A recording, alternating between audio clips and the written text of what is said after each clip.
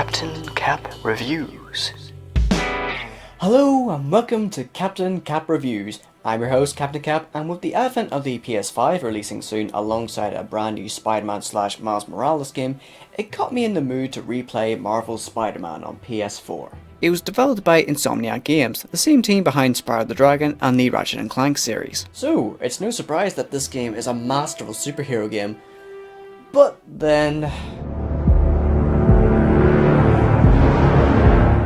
I then remembered that this game existed. Batman Arkham Knight is the final game in the Arkham series, and just like Spider-Man, it's an open world superhero game, and personally, it's my favourite Arkham game. Sure, it's got flaws, but at the same time, it's engaging, trippy, psychological, and in my opinion, the definitive Batman experience. Which got me thinking, which game is ultimately better?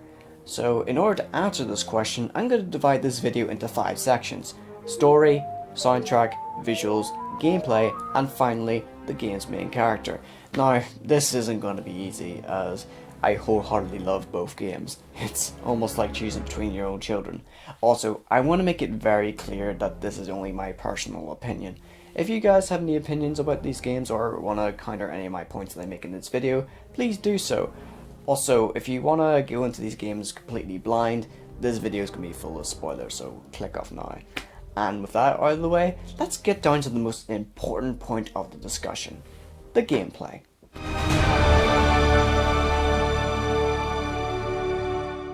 Now, on the surface, their core gameplay are actually pretty similar. You'll be spending most of your time swinging or gliding across a large city to beat up supervillains. In fact, if I were to show you 2 clips of gameplay footage at the same time, you'd swear they were actually made in the same engine. Both games have diverse enemy types and bosses where you have to use various gadgets and combos to take down the baddies. In Batman, you have to be on your toes, countering enemy attacks, using the right gadgets to help trim down their numbers, and if you keep a combo going, you can activate moves to instantly knock down your opponent. But if you're struggling, you can invest points into bulletproof or punch-proof armor, which I always find very strange. Surely if your armor can take a bullet, surely it could take a punch, right? Even though I think it's the smoothest combat system in the entire Arkham series, and I love the fear takedown mechanic where you can take down multiple opponents at once, but half the time they're kinda tedious and nowhere near as experimental or as engaging as Spider-Man's combat, where you have limited use gadgets which help you take down crowds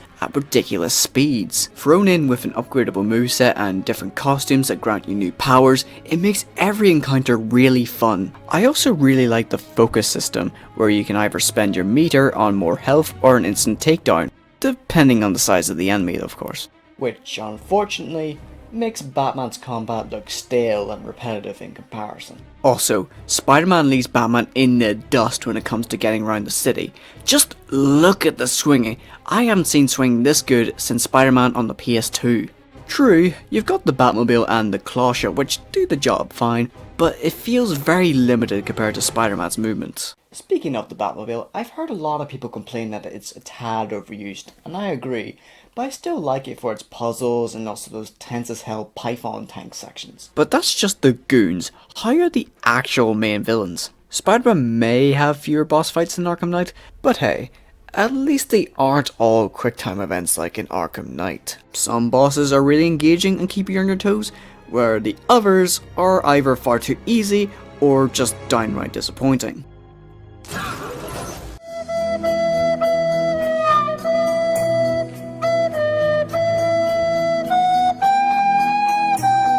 Enter Deathstroke. Deathstroke was an excellent boss fight in Arkham Origins. In that fight, you had to counter and keep on top of him the entire fight, otherwise you will die. I do admit that some points it feels like a big old quick time event, but it's still much better than we got in Arkham Knight. But here, he's just stuck in a tank, and it is boring. It's basically a carbon copy of the Python tank battle with the Arkham Knight, just with Deathstroke, featuring Dante from the Devil May Cry series, and Knuckles. Spider-Man's bosses, on the other hand, are just kinda decent to me. I really like their redesigns, and they're usually pretty easy. So I think in order to compensate for this, they didn't dedicate all the side missions to fighting villains. In Spider-Man, most of the side quests aren't just focused around taking down a particular villain like in Arkham Knight. Some involve you actually solving some actual issues that the city has in real life, like pollution, gas leaks and the like, which actually made me care more about the city I was trying to save. Unlike in Batman, where you gotta scrape every inch of the city to beat these knockoff Zelda puzzles to get a green man out of his basement. And before you ask, no, I didn't get all the Riddler trophies. He can rot down there for all I care. Okay, that was a little mean. The side stuff is actually really good. A lot of them really make you feel like a real detective, especially the missions where you have to track down serial killers or to swoop in and stop bank robberies. It's almost like you get to be the Batman. Ah, I see. So far, it looks like Spider-Man has the overall greater gameplay, but the only thing I think Batman does better from a gameplay perspective is the stealth. But... and this is a big but. It's not like Spider-Man doesn't have stealth. You can zip up to support beams, cause distractions, then web up everyone without them noticing. That doesn't mean stealth isn't vital though, as in some story segments you have to stay hidden, otherwise you'll fail. I just don't understand why you don't have the option to take down all the enemies stealthily outside those sections. Which isn't helped by the fact that the stealth segments with Mary Jane and Miles Morales are my least favourite parts of the game. Now, don't get me wrong, I like both characters, more so Miles as he was in Spider-Verse, and they do add a sense of vulnerability compared to playing as Spider-Man, but they just can't do what Spider can. With that in mind, comparing it to Arkham Knight is almost like a joke. There's no contest. To put it simply, the stealth segments feel like an improved version of the already excellent stealth segments from City and Asylum. It's very satisfying to whip up to the balcony, tamper with the enemy's equipment, then slowly whittle down their numbers, then swoop in to silence the last man standing. It's a close call, but I have to give the point to Spider-Man for its snappier combat and the more consistent flow of gameplay.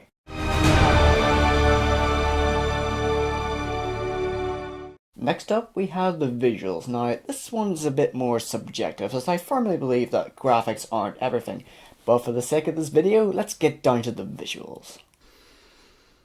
Oh god, this is gonna be more difficult than I thought. I guess I'll start by saying that Arkham Knight's visuals are phenomenal from start to end. The detail, the consistent performance, and not to mention those trippy and self-reflective fear toxin sequences. I also love how little things in the background change, but when you go to look at it properly, it disappears. It really is a visual marvel. Oh wait, no, it's DC. This is a nitpick, but I do think that the overall colour palette is a little samey, but that's probably from me playing the game too much. Spider-Man looks gorgeous too, as it has a day and night cycle that keeps things fresh. It's simple, but it's really noticeable. But overall, I just prefer Arkham Knight's visuals for the detail and the hallucination stuff. It just sticks out more in my mind, which is ironic because of hallucinations.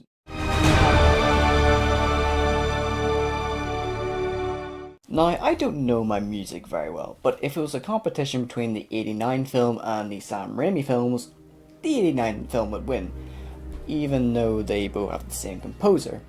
Go figure. Now, what makes a good score to me is variety, and songs that don't grate my ears like in ones in supermarkets. In Arkham Knight's case, it's very heavy on the choirs, the strings and the brass to get this grand and tragic vibe. It's especially good in the stealth segments. And the other is Inner Demon, which perfectly captures the weight of Batman's sacrifices. Spider-Man, on the other hand, is much more lighthearted. I especially like the new intro theme. Also, the best use of the score is during the swinging, as it gradually adjusts to how fast you're swinging, then it fades away as you begin a new mission. It's amazing. And on the flip side, it can be very dramatic and ominous.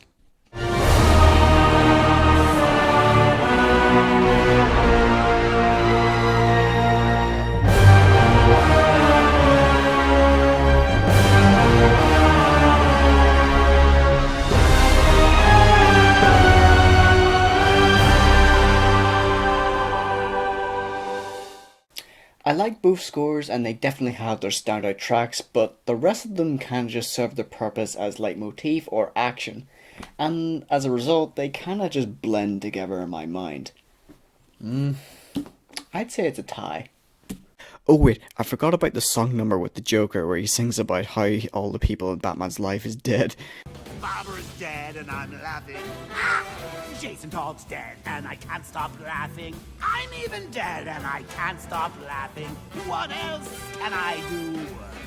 Now I'm part of you. Because of that, the point goes to Arkham Knight.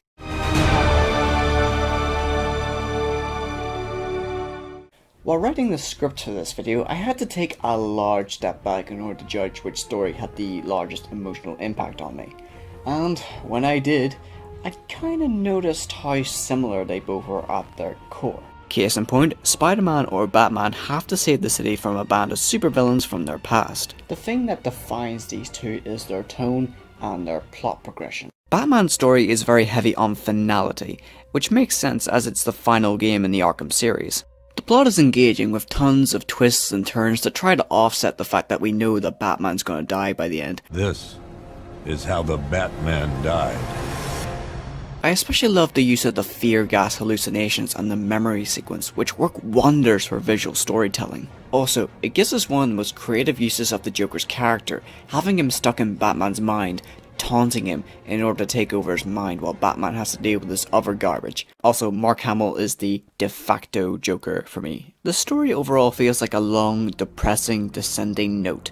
Things start off bad and only get worse until Batman comes out on top, only at the cost of his life and his secret identity. It's very similar to MGS4 in that regard. I've heard a lot of people in the past complain about the fact that this game takes a lot of plot threads from a lot of other Batman projects and crams it all together, and overall it makes it feel a little passé. But in all honesty, if this game had a totally original plot with no connection to any other Batman project, it would be very difficult to pull off, and there'd be no opportunities for any fan service whatsoever. Spider-Man, on the other hand, feels much more dynamic. It starts off lighthearted where Spider-Man can handle anything that's thrown his way, well, except for his rent and his shaky relationship with his girlfriend. But then, things get increasingly worse at different points, and it's really engaging to watch Spider-Man go through with it. Also, the relationship between him and Doc Ock is probably my favourite thing in this game. It's really dramatic to watch a friendly but determined scientist who had a grudge against Norman Osborn devolve into this 8-legged megalomaniac, which absolutely decimates their friendship by the end, and it's heartbreaking. Looking at both game stories is almost like comparing a slope to a patch of peaks and valleys. One is very fun to slide down, but you know where it's going, whereas the peaks and valleys, you don't know how high or how low things are going to go, and because of that, I prefer Spider-Man's story. It just doesn't feel as one-noted as Batman's, I must be honest.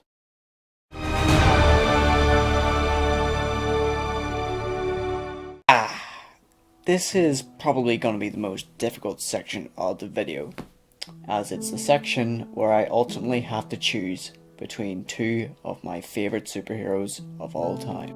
I love both characters. I love how stoic, badass and intelligent Batman is, just as much as I love how witty and relatable Spider-Man is. So how am I supposed to choose between them above personal preference? Simple. We only have to ask, how much do these characters actually grow throughout their stories? Which, I'm sad to report that Batman doesn't really change throughout his story, which makes sense as he's meant to be this stoic symbol of fear, but he never really deters from that. Spider-Man, on the other hand, just like his story, it's much more dynamic, as he displays a wider range of emotions. To his jokes, to his relationship with friends and foe alike, and in that heart-wrenching moment where he ultimately refuses to cure his Aunt May, who's always been there for him. Spider-Man, despite having powers, feels more human compared to Batman, who, strangely enough, doesn't have powers. So, with that, I'm sorry, but Spider-Man is the overall better protagonist, and thus, he has the better game.